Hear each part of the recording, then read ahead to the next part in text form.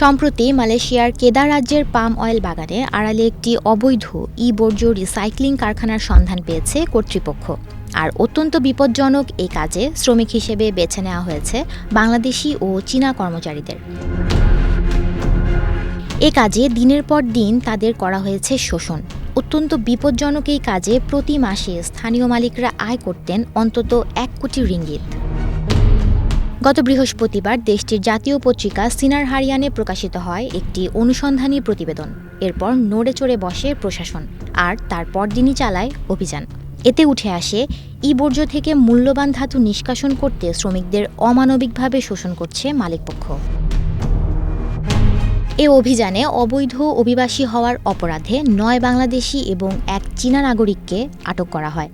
বাগানের আড়ালে লুকিয়ে গড়ে তোলা তামা, অ্যালুমিনিয়াম এবং লোহার মতো ধাতু নিষ্কাশনের কেন্দ্রটি পরিবেশের জন্য মারাত্মক হুমকি বলে উল্লেখ করা হয়।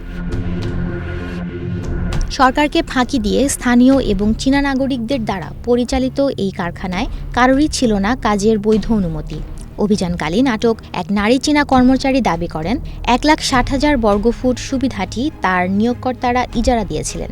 প্রতিদিন বর্জ্যের ট্রাকলোড স্থানীয়ভাবে এবং আন্তর্জাতিকভাবে এসব সংগ্রহ করে অ্যালুমিনিয়াম, তামা এবং লোহার মতো ধাতু নিষ্কাশন করতেন তারা। তাদের ঝুঁকিপূর্ণ এই কাজে ঠেলে দিয়ে বার্ষিক মালয়েশিয়ান রিঙ্গিতে 100 মিলিয়নের বেশি আয় করেন মালিকরা। এদিকে রাজ্যের পরিবেশ অধিদপ্তরের পরিচালক শরীফা জাকিয়া সৈয়দ সাহাব বলেছেন, অভিযানের সময় 360 টন বর্জ্য জব্দ করা হয়েছে। তিনি বলেন, 2 মাস নজরদারির পর এই অভিযান চালানো হয়। সুমনা মুস্তফা, প্রবাস খবর।